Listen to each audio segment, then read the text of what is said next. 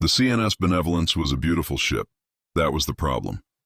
Her hull gleamed under the local star's pale light. White ceramic plate, polished to a mirror sheen, the Federation seal embossed across her bow in gold leaf that had never been scratched. She displaced 900,000 tons and carried a crew of 1,200, all of them in freshly pressed uniforms. All of them fed 3 hot meals a day from a synthesizer that could produce anything from a croissant to a 3-course Martian sea bass. Her corridors smelled of recycled air and chamomile. Her bulkheads had been fitted with oil paintings from the Louvre archive, framed in actual brushed aluminum, illuminated by diffuse lighting that had been tuned to match the galleries they were copied from. Captain Holloway stood at the center of her bridge, hands clasped behind his back, jaw set at the angle of a man who had practiced this moment in the mirror. Sector 7G. His voice moved through the bridge like warm water finding its level. 300 years, 3 centuries of silence. Today, we answer the call of history. The bridge crew straightened in their seats. Someone coughed and appeared to immediately regret it. They must be terrified down there. He turned to face the view screen, where the target system spread out in a wash of pale sensor ghosts, dust, rock, the faint electromagnetic signatures of old machinery going about old business. Open a channel. Let's bring them hope. Sir. Lieutenant Coates at the comm station touched her earpiece, and her brow drew together. They're not responding to the peace frequency. They're pinging our hull alloy composition. Holloway let the words settle. A sensor sweep? No, sir. Coates's hand moved to a secondary display. More like they're checking what grade of scrap we are. The view screen showed the debris field that occupied Sector 7G's outer ring. Tumbled gray rock, the gutted husks of old cargo haulers, ice-coated junk spinning slow in the dark. Standard derelict clutter. The Benevolence had threaded through worse. Holloway had written the recommendation orders for 2 colonization recovery missions in fields far denser than this one. There was no reason to feel anything except the warm, purposeful certainty of a man arriving to fix something that had been waiting a long time to be fixed. Then the debris moved. Not drifted, moved. 1,000 pieces of rock adjusted trajectory in perfect unison, a coordinated bloom of gray stone opening like a fist unclenching. And at the center of each fragment, small running lights blinked awake. One after another. Red, red, red. The targeting tone started low and climbed. Sir. Tactical Officer Reeves didn't raise her voice. She was too frightened to raise her voice. I'm reading 417 independent weapons locks. The debris field is... It's not debris, sir. It's a minefield. They've been watching us since we entered the system. I see it. The warm certainty had vacated Holloway's expression. His jaw was rigid. A text-only transmission cut onto the comm screen. No audio, no visual. Just words, blocky and industrial, in the no-nonsense font of a work order. You are blocking the sunlight. Move or be towed. The recycled air on the bridge smelled suddenly very thin. Silas received the docking request 3 minutes later, sitting in the traffic control cage above airlock 4 with a mug of colony coffee going cold at his elbow. He read the credentials, Federation Registry, standard peacekeeping configuration, a crew manifest that listed a chaplain, a diplomatic integration specialist, and something called a trauma counselor. He drained the coffee in one pull. It tasted like motor oil that had decided to become ambitious. Document 4. He set the mug down. External only, and send Renko with the clipboard. It took 12 minutes for the Federation's Marines to cycle their airlock. Their airlock was automatic. Smooth. Whisper quiet. It opened on a squad of 6 in gleaming white composite armor. Helmet visors down, carbines up, boots magnetized to the deck in a neat tactical spread that had been rehearsed in the ship's training module 3 times that morning. because the briefing had emphasized the word hostile in its opening paragraph, and the Marines had taken that seriously. Silas was on the other side of the pressure door, holding a clipboard. He looked at the Marines the way a welder looks at an apprentice who has arrived without his own tools. Then he looked down at his checklist, ticked a box, and looked up again. "We are United Sol Peacekeepers." The lead Marine's voice was still tight with adrenaline, her carbine sweeping across the bulkhead. "We demand entry." Silas checked another box on his clipboard. "You can't bring that ship in here." He didn't look up. "That hull is rated for Class 2 vacuum only. We run a Class 5 industrial atmosphere. You'll dissolve. We have authorization from Fleet Admiral. Look, buddy." He clicked his pen. "I don't care if you're the Pope. No OSHA card, no entry. It's a liability issue." The carbine barrel was 6 centimeters from Silas's face. He reached past it to tick another box. He handed them neon vests. They got 300 meters into the forge before the Federation's diplomatic envoy, a man named Kessler, who had a diplomatic immunity badge laminated in actual gold and shoes that had never touched a floor that wasn't carpeted, stopped walking and grabbed the railing. There was no railing. His hand closed on air. He looked down. 60 meters below, a smelting floor ran at full operation. 3 blast furnaces at capacity, orange rivers of processed ore coursing along channel tracks, the air above them rippling with heat that pushed upward like a living thing. Sparks cascaded from a secondary forge to the left. A team of workers in exosuits moved along the floor in the easy, practiced rhythm of men who had done this for 20 years and intended to do it for 20 more, not because they had to, but because stopping would have required them to find something else to do. And this was what they did. There was no railing on the walkway, not at the edge, not anywhere. The edge was just where the walkway ended and the 60-meter drop began. "My God," Kessler's voice cracked. "That walkway has no railing. Someone could fall into the reactor." Their guide, young woman, soot on her collar, name stitched into her coverall as T. Vasic, glanced over the edge with the expression of a person checking whether the mail has arrived. "Only if they're an idiot." She resumed walking. "We don't breed for idiot." A pipe joint blew 10 meters ahead, a sharp percussion crack, a jet of superheated steam punching sideways across the walkway at head height. The Federation doctor behind Kessler flinched backward into the Marine's chest plate. One of the exosuit operators below extended a hand, caught the joint housing, squeezed it closed. The steam died in 2 seconds. The operator walked on. The hand was bare except for the exoglove, and the pipe had been running at 400 degrees, and the operator had not looked up from the floor gauge she was reading. Kessler's palms were sweating. The air tasted of copper and ozone and something sweet and industrial that had no name in standard Federation chemical catalogs. The children were in what the forge called the nursery, which was a space between 2 secondary reactor housings where the gravity plating ran light, about 0.3 standard.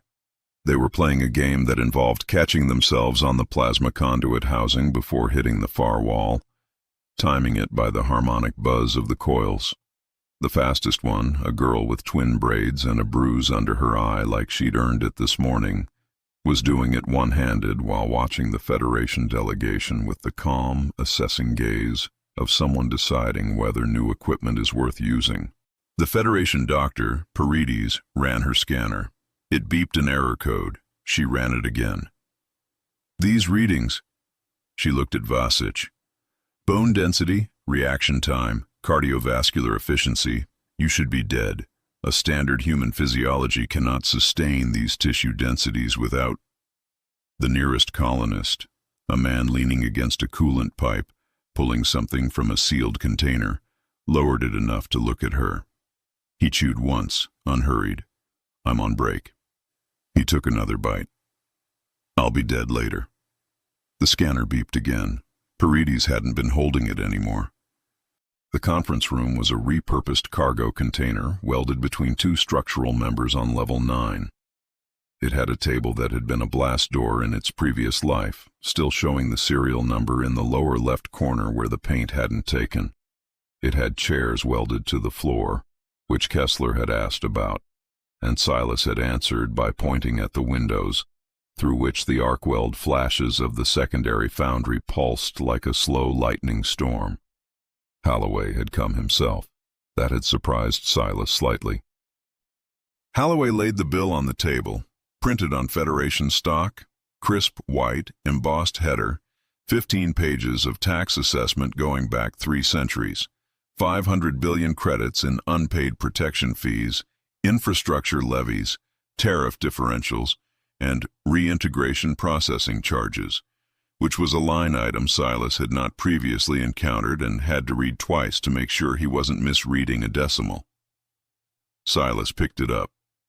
He read it the way a man reads a parts list, methodically, without expression, looking for the load-bearing numbers.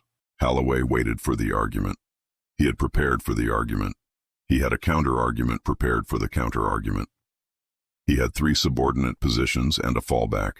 He had spent 6 days in transit composing this conversation. "I'll pay it." Silas set the document down. "Right now, full amount." Holloway blinked. The pump started running 3 minutes later. The sound traveled through the docking clamps, a low, rhythmic throbbing, industrial and wet. Then the smell reached the Benevolence's cargo deck first, then the substance itself, a slow, heavy, luminescent blue-gray sludge, seeping from 3 venting nozzles simultaneously, spreading across the cargo bay floor with a certain patient intelligence. Holloway's voice on the comm was no longer crisp. "You dumped volatile fuel on my flight deck. It's leaking." Silas stood at the airlock threshold, watching the suited Federation crew panic, scrambling through their own hold with emergency containment kits, slipping on the substance, one man holding his contaminated glove at arm's length as though it had made a personal decision against him. "Market value is market value, Captain." He tucked his pen into his breast pocket. "I suggest you leave before it reaches critical mass. Have a safe flight." He turned back into the forge. "Debt paid in full." He didn't look back. "Receipts in the bucket." The Benevolence didn't leave. Holloway was stubborn, or afraid of what his after-action report would say if he did. Either way, he was staying. Silas checked the secondary docking monitor, the readout that quietly tracked what was still venting into the Benevolence's cargo hold.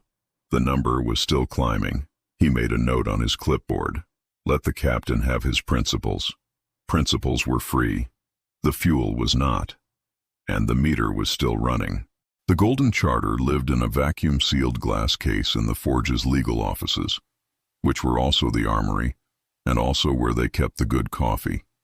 The case was bolted to a structural pillar with 8 grade 12 hex bolts, and the bolts had been welded over, and the weld had been welded over, and someone had then painted over the entire assembly with high-temperature ceramic coat, just in case. The document inside was yellow-brown and handwritten on paper that had survived 300 years because the founders had the foresight to laminate it in resin before the first winter killed their primary power systems. It smelled, reportedly, of machine oil and old fear, because they had drafted it in the only room they could heat in the first winter, which was the engine housing. It contained 10,000 clauses. Clause 47 was the one that mattered today. The Federation's legal team had arrived with 3 data cases and a portable injunction printer. They set up in the same cargo container conference room and spread their documents across the blast door table like a picket line, organized, color-coded, the product of very expensive legal education. The Rusty Bucket. Lead counsel Miriam Thrace pressed her fingertip to the docket image, a ship that filled the screen with its impossible bulk, hull plates thick as bunker walls, a railgun on its bow the length of a city block. Her voice was the voice of someone who had won many arguments in rooms very different from this one. Is in violation of 17 articles of navigation. She lacks warp beacons. She lacks transponder certification. She lacks collision insurance. She lacks minimum crew safety certifications for vessels over 500,000 tons. She lacks. The colony representative, a squat man named Dav, who also ran demolitions on alternating Thursdays, dropped a printed stack on the table. It landed with the sound of something dense meeting something solid. 4,000 pages. He hadn't bound it because binding implied finality, and Dav was a man who liked to leave room for additions. Thrace's hand moved to the docket photograph. That is a Dreadnought-class railgun on the bow. Dav's expression didn't shift. No, that is a high-velocity seed planter. A pause calibrated to the exact duration required for the words to become real in someone else's mind. We plant seeds, at Mach 7, into asteroids. The silence in the conference room was thick enough to machine. Dav slid the top page across to Thrace. She read it. She read it again. The color moved out of her face in stages, like water draining from a container that had sprung a small but decisive leak. Clause 47. All equipment registered as agricultural infrastructure under the original colonial charter shall have right-of-way in all established shipping lanes, regardless of subsequent navigation statutes, for as long as the colony maintains active agricultural operations. The Rusty Bucket had a hydroponic bay on Deck 11, 3 tomato plants, and a grow light. The tomato plants had been maintained, uninterrupted, for 296 years. The forge kept detailed records on each of them. Through the conference room's narrow porthole, the Rusty Bucket's main engines lit. The vibration traveled through the station structure at a frequency that set Thrace's water glass chattering against the table. 800,000 tons of farm equipment swung its bow toward the Federation's frigate escort, slow and certain as a geological event, and held. The frigates moved. The Benevolence's quantum relay system was a marvel of Federation engineering. 47 interdependent nodes, each calibrated to within 0.01% of standard, all of them in constant communication at 15 degrees above absolute zero, maintained by a dedicated subsystem that required its own power allocation and a team of 3 specialists who did nothing else. The solar flare hit the outer relay node at 1400 hours. The quantum relay system's 47 nodes, each calibrated to within 0.01% of standard, had a very bad afternoon. Life support on decks 3 through 9 went to emergency battery. The Benevolence began a slow, unmotivated drift toward the gravity well of the nearest moon, the kind of drift that would become a problem in roughly 4 hours if nothing changed. Holloway's engineers ran diagnostics. The diagnostics returned error codes. The error codes, when cross-referenced, returned more error codes. The error codes were comprehensive and unhelpful. The colony shuttle docked 40 minutes later without asking permission. Sparky came through the hatch first, carrying a tool bag over each shoulder and a look of professional contempt so severe it had its own gravitational pull. She walked into the Benevolence's engine room. She looked at the touch screens. She looked at the status displays and their careful, color-coded interface hierarchy. She looked at the clean, smooth-paneled walls with no exposed components anywhere, surfaces everywhere, handles nowhere, interfaces in place of mechanisms, and not a single knob, lever, or physical regulator in sight. Everything behind glass or behind software, everything at 2 removes from the person trying to operate it. Her jaw tightened. Where are the knobs? The words came out low, aimed at the middle distance, the tone a surgeon uses when they open a patient and find the wrong anatomy arranged in a very neat pattern. Ma'am. The Federation's chief engineer stepped forward, both hands slightly raised. If you could interface with the diagnostic terminal, I can walk you through the bypass protocol. Sparky was already opening her first tool bag. She pulled out a crowbar. You can't just bypass the regulator. The engineer moved toward her. It'll run hot. Sparky swung. The crowbar connected with the relay panel housing. The panel buckled with a sound like a complaint being filed and rejected simultaneously.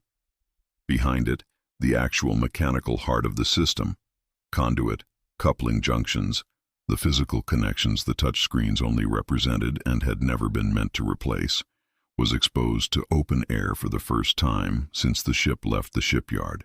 Sparky looked at it the way a surgeon looks at a patient once the scans have been put away and the actual tissue is visible and you can finally see what the problem is and what it isn't. It'll run loud. Her hands found the junction. But it'll run. She grabbed the coupling, reversed it, jammed the crowbar across the contacts to bridge the gap in a configuration that would have made the manufacturer weep. Now hand me that wrench, or prepare to breathe vacuum. Power came back in a wave.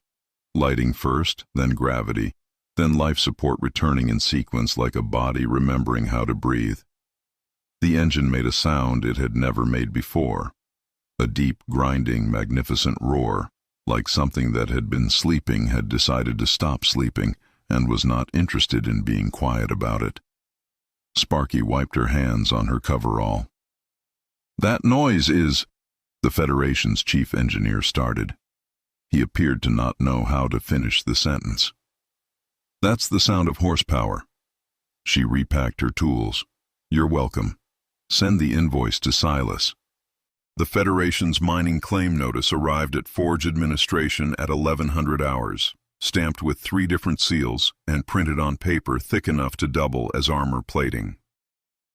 It cited eminent domain provisions under Article 14 of the Colonial Integration Statute and designated the iron silicate deposit on the 3rd moon of the system's gas giant as a strategic federal resource pending immediate militarization.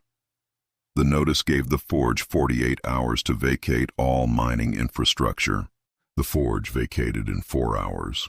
Miners packed their equipment with a thoroughness that Kessler, watching from the Federation's landing shuttle, found suspicious.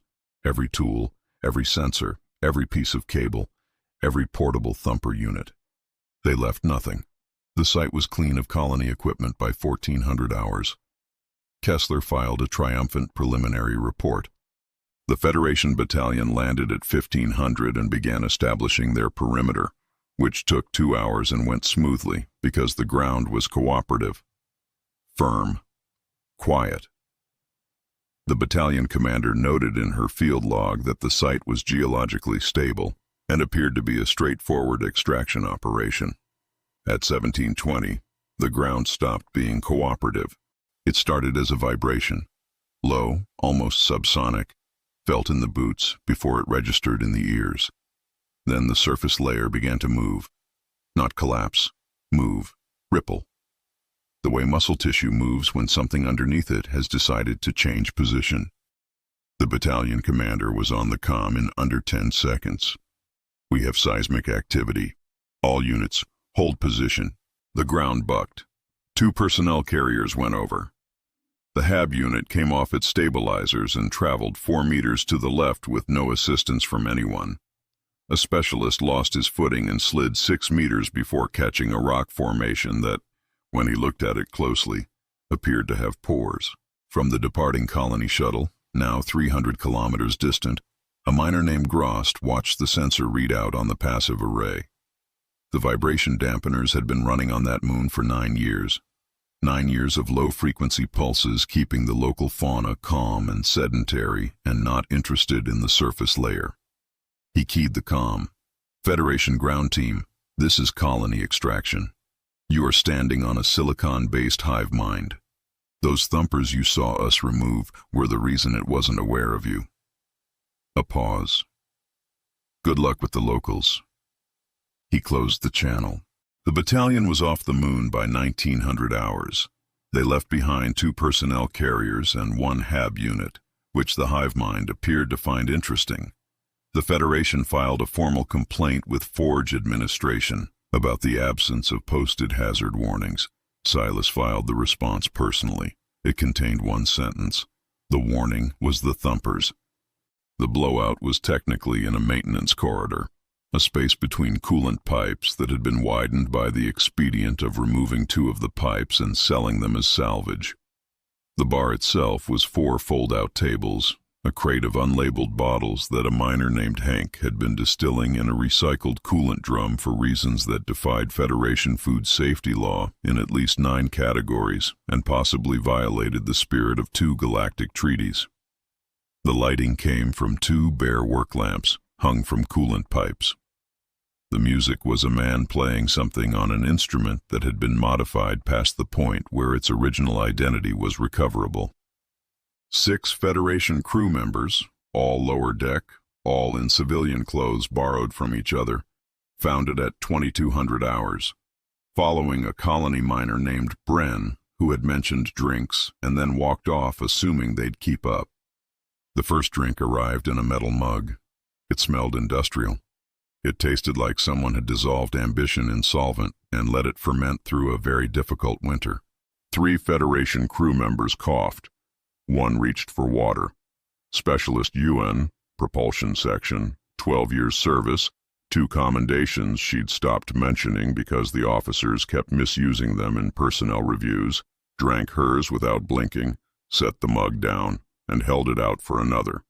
The miners looked at her with something approaching respect. Pay stubs came out on the table at the second round. Bren started it, not to cause trouble, he'd say later, just because the subject had come up the way subjects come up when people with the same job title but different employers start comparing notes on what they're allowed to get away with. You get overtime for combat? Ewan turned the pay stub to face her. The miner across from her, Kale, underground extraction, dense with scar tissue below his collar, pressed his thumb to his own chit and held it up. Kid, if I get shot at, that's a hazardous environment surcharge. He let the number speak for itself for a moment. Plus 50% per bullet.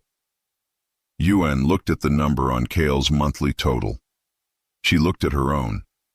She sat both face down on the table with the deliberateness of someone who has just lost an argument they didn't know they were having. Nobody talked about mutiny. Nobody used the word. Nobody had to. The bottles went around. Efficiency on the Benevolence dropped 40% over the following 6 days. The officers' performance reports described it as low crew morale following the solar flare incident. Nobody in the lower decks corrected this. The Vraks operated on the principle that any ship with clean hull plating was soft, and any ship in distress was a gift. They dropped out of their microjump at the system's edge with 3 corvettes and a boarding tender, targeted the Benevolence's escort frigate, running at half power since the solar flare, listing slightly every definition of distress, and opened their attack lanes with the confidence of people who had done this many times. Colony traffic control was a cramped room, 4 screens. A woman named Osk, who had worked 17 consecutive hours and was halfway through a cold meal she'd been eating since 1400. The Vraks registered on her secondary display as a movement anomaly. She looked at it. She looked at the freight routing screen. She looked at the clock. Her hand found the comm key. Unidentified vessels. You are in a trash vector. Flat. Tired. The voice of a woman with more important things to track. Please adjust course or become part of the recycling quota. The Vraks did not respond to transmissions from mining stations. They had a policy about this. Osk shrugged. She rerouted the Sector 9 automated ore convoy, 14 haulers, each carrying 60,000 tons of processed material, running at 0.6 C on their transfer trajectory, through the same lane. Standard rerouting. She'd done it 100 times. She filed the routing change with 3 keystrokes and went back to her meal. The Vraks had 40 seconds of sensor data before the convoy arrived. The traffic report filed afterward listed it as a collision incident involving unauthorized vessels in a restricted freight corridor. The word tragic appeared once, in the context of course correction failures. It was 3 words in a 60-page document. The convoy didn't slow down. The haulers' navigation computers logged the anomaly, updated their debris avoidance parameters, and continued on their transfer trajectory as designed. Silas signed the report, handed it to Dav to file, and was turning back to the monitoring station when the passive sensor array chimed. Not an alarm. The forge didn't run alarms for sensor returns. Just a chime. The quiet single-note sound it made when something large had entered the outer system and the system was deciding what to call it. Silas looked at the display. The return was large. Very large. Not Federation large. Not pirate large. The system was still deciding what to call it because the system had not seen anything like it before, and it was taking its time because it was a careful system. Something else entirely. Silas picked up his coffee. It had gone cold again. The Krell bioship emerged from its transit fold the way a tumor grows, without announcement, without hurry, without any interest in the things it was displacing. It was 3 kilometers long. Organic hull, ribbed like cartilage, surfaces moving in slow peristaltic pulses as though it was still processing whatever it had last encountered and had not yet decided whether it was finished. It appeared on the Benevolence's sensors at 0500, and by 0503 it had begun projecting a directed energy field that was not technically a weapon, but that was consuming the Federation's forward shields the way acid works through plate steel, patient and certain and in no particular hurry. The Krell ship did not hail. It did not broadcast. It did not identify itself. It was a thing that had arrived, and the arrival was all the communication it intended to offer. Red alert. Holloway's voice was steady. He was a professional. He had trained for this. All stations, battle ready, tactical, target the primary array, override. The ship's AI spoke in the measured, ambient tone it used for weather reports. Target not recognized in threat database. Category, unclassified biological vessel. Firing protocols locked pending diplomatic categorization. Recommend, override the lock. Authorization, Holloway 77 Kilo. Authorization received. Escalating to Fleet Command for confirmation. The AI's voice did not vary. It never varied. That was its design. It had been designed by people who believed that an unchanging voice indicated system stability. Estimated wait time, 4 hours. The Krell ship's energy field intensified. Deck 3 reported shield collapse. A support strut on the port side made a sound like a very large bone making a decision it couldn't walk back. Override! Holloway's fist came down on the console. A new notification lit the screen, a loading bar. It read 3% and then, as he watched, 4%. Please contact Fleet Command for an unlock code. The AI continued. Estimated wait time, 4 hours. The Forge's tactical channel opened on a secondary display. Silas's voice came through over the background grind of something heavy being moved somewhere. You planning to shoot that thing or are you waiting on the paperwork? My weapons are locked.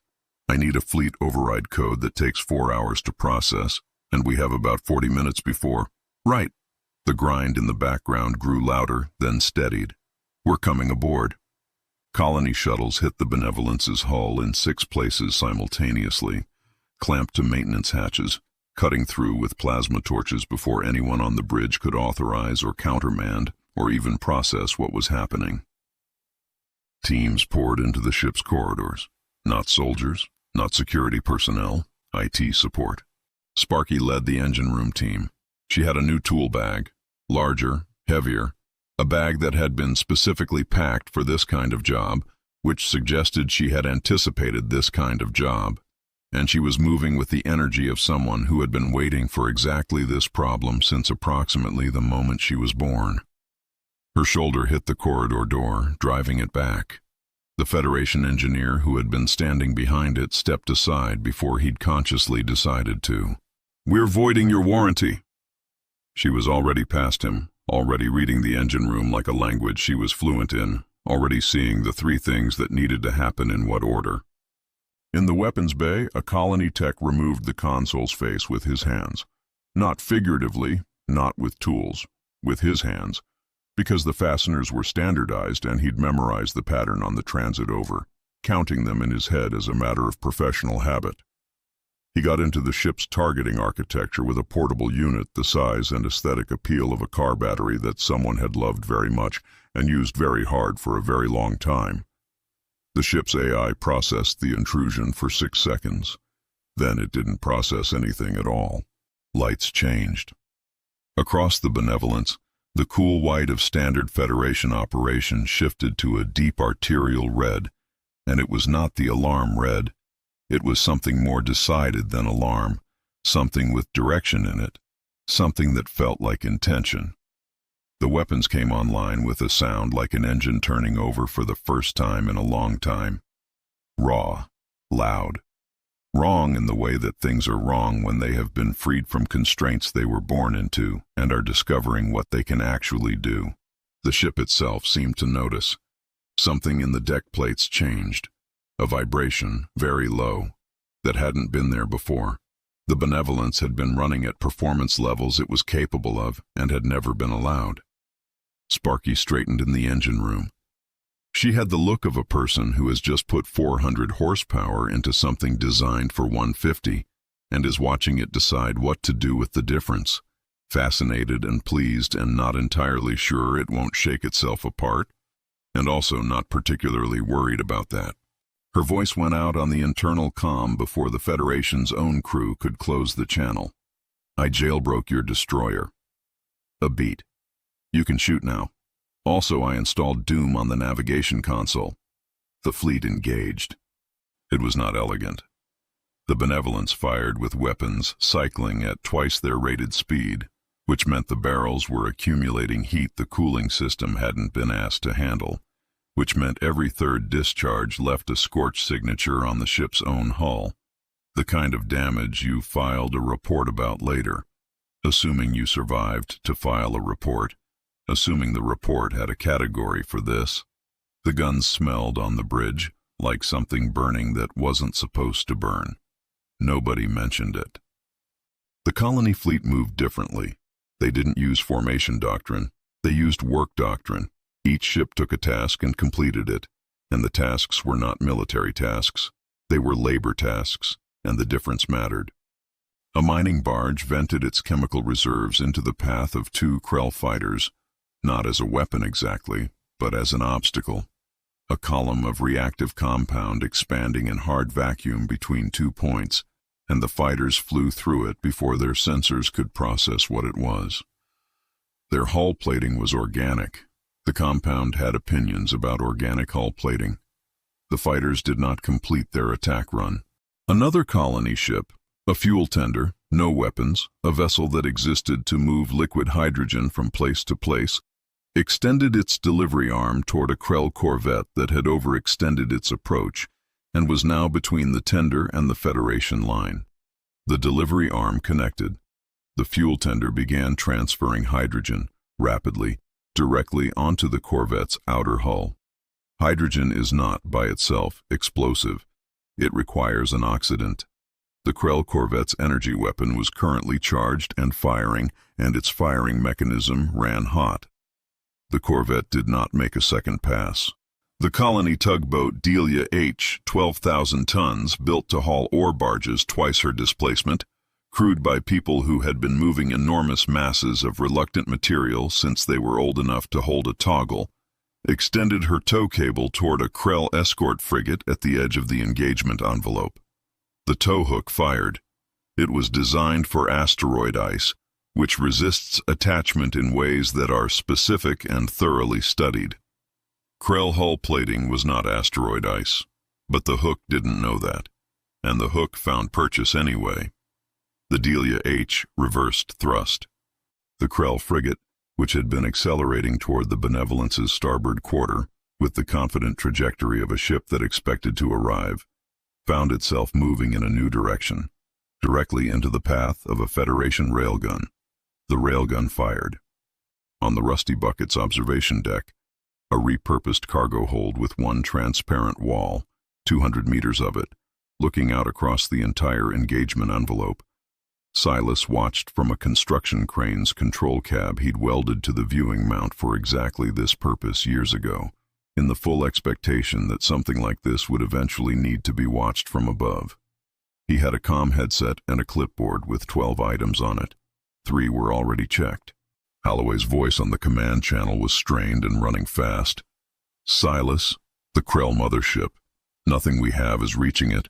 The escorts are down, but the mothership is still there, and it's building charge on its forward array, and I can't. I know. Silas's eyes moved across the engagement display. How's your signing hand?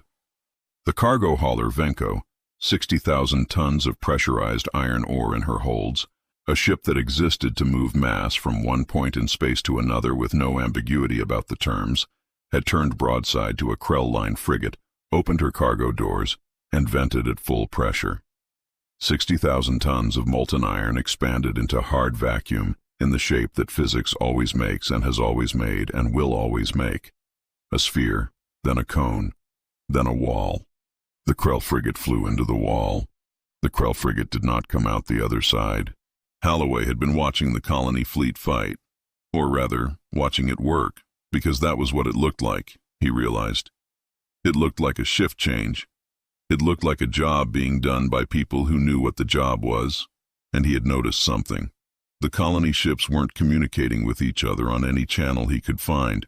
They weren't running signals. There were no command and control exchanges, no coordination calls, no requests for position updates.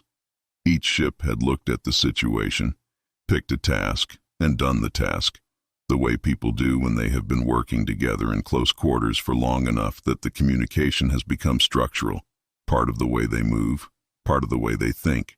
The Benevolence's tactical officer had run 800 training simulations for fleet engagement. She needed 4 comm channels to do what the Venko's crew was doing with none. He had spent 6 days preparing to bring hope to people who needed it. He had brought speeches. He had brought a chaplain. He looked at the Venko's crew report on his secondary channel. Average age, 31. Average time on the job, 9 years. Average number of prior combat engagements, none. Average number of industrial incidents requiring emergency response, 14. The mothership was still there. 3 kilometers of slowly pulsing organic hull, its escorts gone, its attention reorienting toward the largest remaining concentration of ships, which was them. Its forward array was building charge again, and it had all the urgency of something that had never been in a hurry and was not starting now. Silas got on the line to Dav. "Get me the tether." The document Silas transmitted to Holloway's bridge station was 11 pages long, formatted in colony legal standard, dense with subordinate clauses and liability definitions that had been written by people who understood that the moment before you deploy something irreversible is precisely the moment to establish in writing who owns the consequences. It arrived at the precise moment the Krell mothership's forward array began charging for what the colony sensors identified as an extinction-class energy buildup. The sensor team used the word extinction-class the way they used all technical designations, flat, accurate, without editorial comment. Holloway read the header, Indemnity and Hold Harmless Agreement, Planetary Asset Deployment, Form Omega-1. He read the first clause. He read the second clause. He stopped reading. Sign it. Silas's voice on the command channel carried no urgency, because urgency was for people who hadn't already decided what was going to happen. We aren't liable for the moon cracking. The Benevolence shuddered. A secondary explosion somewhere aft lit the bridge in a brief orange wash that faded and left the air tasting of ionized metal and the specific chemical signature of systems that had been running at 200% for too long and were starting to express opinions about it. Just do it. Holloway pressed his palm to the authorization pad. The document stamped. The timestamp read 0641, local. The Forge's orbital elevator, the tether, 140 years old, a cable of woven carbon composite running from the colony's equatorial hub to a counterweight in high orbit, had been built by people who understood that the most dangerous forces in the universe are not exotic energies or directed weapons or anything that announces itself, but the ones that have been patient. Gravity, tension, Mass. Things that have been doing what they do since before anyone was watching. The counterweight was an asteroid. It had been captured intact and processed on its outer layers for mineral extraction over 40 years, which had reduced its mass somewhat without reducing its essential character as a body of significant size and significant density, moving in a gravitational relationship with the colony's anchor point. It had been positioned there by the colony's founders with the specific mathematical precision of people who knew that any object you put at the end of a long enough arm becomes, by nature and by physics, a weapon. They had kept it there for other purposes. The option had always existed.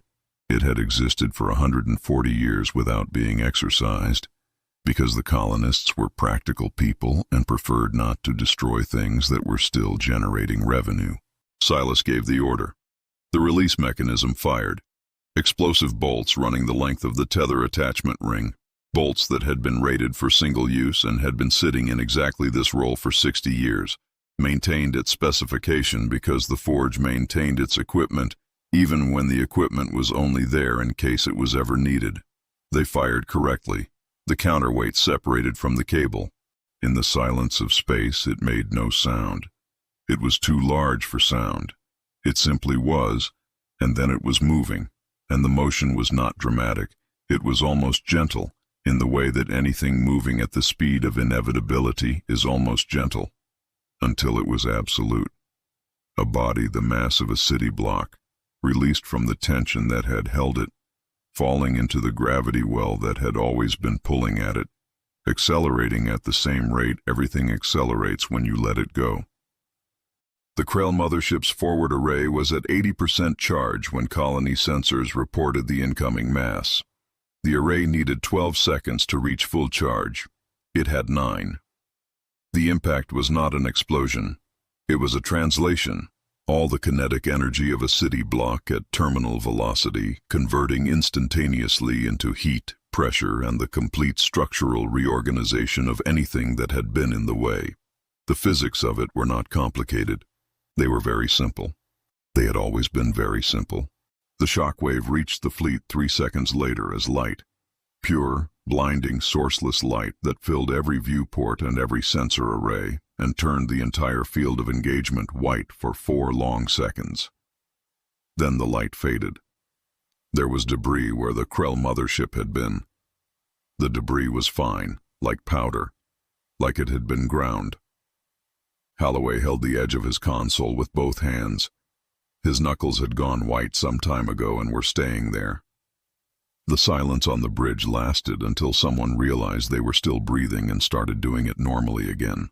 Outside, the Delia H was already extending her collection arm toward the nearest piece of Krell equipment, methodical and unhurried, a ship that had been moving things from one place to another all its operational life, and saw no reason to change the rhythm now. Sparky's shuttle was on approach to a Krell support craft that had been knocked offline by the shockwave and was now, technically, adrift property in open space. The colony report would later categorize the counterweight as ammunition, expended, non-recoverable. 1 asteroid, grade 4 industrial, mass approximately 4.2 times 10 to the 15th kilograms. The market value line filled the bottom of the page and required a continuation sheet. Holloway got the bill at 7:15. He was on his 4th attempt to write his after-action report. Each attempt had begun with the words, "Today, the CNS benevolence successfully," and then stalled, because the sentence required a verb, and every verb he tried was technically accurate and completely inadequate. Survived was accurate. Witnessed was accurate. Was assisted by was accurate, but raised questions he would need 3 more sentences to address. The bill arrived as a physical printout. An administrative drone delivered it through the maintenance hatch, dropped it on the conference room table with the unceremoniousness of a document that knew exactly what it was, and left without waiting for acknowledgement because it had 6 more deliveries. Silas arrived at 800 hours. Same coverall, same oil stains on the same forearm. A new mug of colony coffee that Holloway had learned to detect at 3 meters by the particular way it made his sinuses tighten and then reconsider their earlier positions. Holloway had arrived early and was sitting very straight, the posture of a man who was intending to be professional about this. Silas pulled a chair out and sat without hurry, without performance, the way a man sits who has already closed this negotiation in his head and is present only to ensure the paperwork is in order. He tapped the bill. Salvage fees, towing fees. He turned to the second page. Ammunition costs, debris field remediation, emergency structural consult on decks 3 through 9. Your people called ours for that, so it's billable. Medical consultation for crew members experiencing acute industrial exposure, also billable. He turned to the last page and tapped the final entry. And the asteroid. That asteroid was prime real estate. You owe us a moon. That asteroid was deployed in defense of your fleet. Silas set the document down. Which was disabled by our hack. Which was under tow by our tugs. Which means under Maritime Salvage Convention, we have prior claim on any assets we assisted or transported during the engagement. That's not opinion. That's the statute. He tapped the cover page. Clause 7 of the document you signed at 0641. Holloway had read Form Omega-1 very quickly while his ship was being struck by an alien energy weapon. He had not read Clause 7. He could see now that he should have read Clause 7. He could see exactly how he should have read it and exactly how he hadn't, and the clarity of hindsight was not doing anything useful for his current situation. You can keep your ship, Captain. Silas's voice carried the warmth of a man being generous because he could afford to be. Because being generous cost him nothing and demonstrated something useful. But the navigation drive, that belongs to us now. Rent is 50,000 credits a month. Holloway pushed back from the table. The chair scraped on the deck. His voice, when it came, was controlled. Controlled the way things are controlled when the alternative is less useful. This is piracy. Silas picked up his coffee mug. No, he drank. This is contract law. The offer was straightforward. The colony would waive the full salvage assessment, the fees, the asteroid bill, the towing charges, the navigational drive lien, all of it, the entire continuation sheet, in exchange for autonomous free trade zone designation, effective immediately. No taxes, no inspections, no reintegration processing, no further rescue missions, no diplomatic integration specialists, no trauma counselors. They would call it a cultural exchange agreement for the purposes of the paperwork, because "we will give you your ship back and leave you alone if you leave us alone" did not have a standard form. Holloway looked at the number the fees totaled. He looked at it for a long time. He authorized the designation at 1000 hours. The Benevolence left at 1400. She had been in the Forges system for 11 days, and she left looking like a ship that had lived a decade in them. Hull scorched in 3 places where the Krell engagement had stripped the ceramic plate down to the underlying alloy. Her bow registry painted over once with colony fireproofing compound that had cured slightly darker than the surrounding plate. Her engine making a sound that was entirely functional and would never be silent again. Her crew had mixed reviews. The officers had the faces of people composing internal narratives about events they were not sure their superiors would believe or would want to believe, or would be equipped to place in a category that the existing reporting structure could accommodate. The lower decks looked different, thoughtful in the way of people who have been given a vocabulary they didn't have before and are still deciding what to do with it, and whether the people above them on the chain of command need to know they have it.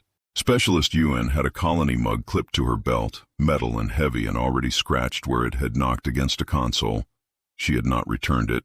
She did not intend to.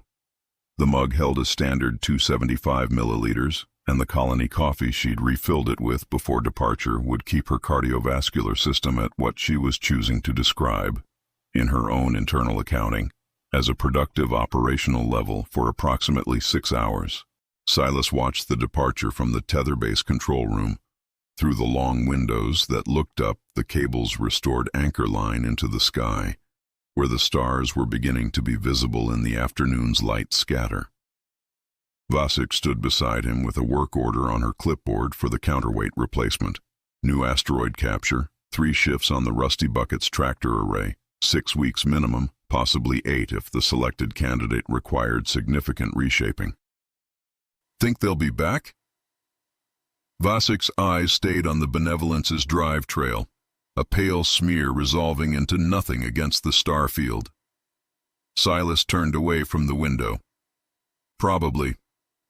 He walked toward the door. They're good kids, soft but trainable.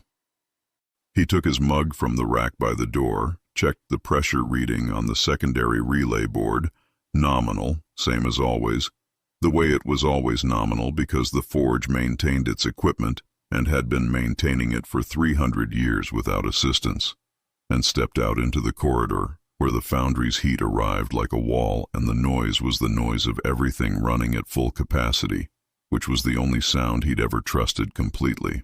A young rigger was tacking a sign to the outer airlock housing, the one facing the docking ring, the one incoming ships saw first. It read, "No unauthorized entry. OSHA non-compliant zone. Enter at own risk." Silas pressed the corners flat with both thumbs himself. "And put the do not disturb sign back up." He handed it back. "I don't want any more tourists." He walked back toward the foundry floor. Break was over.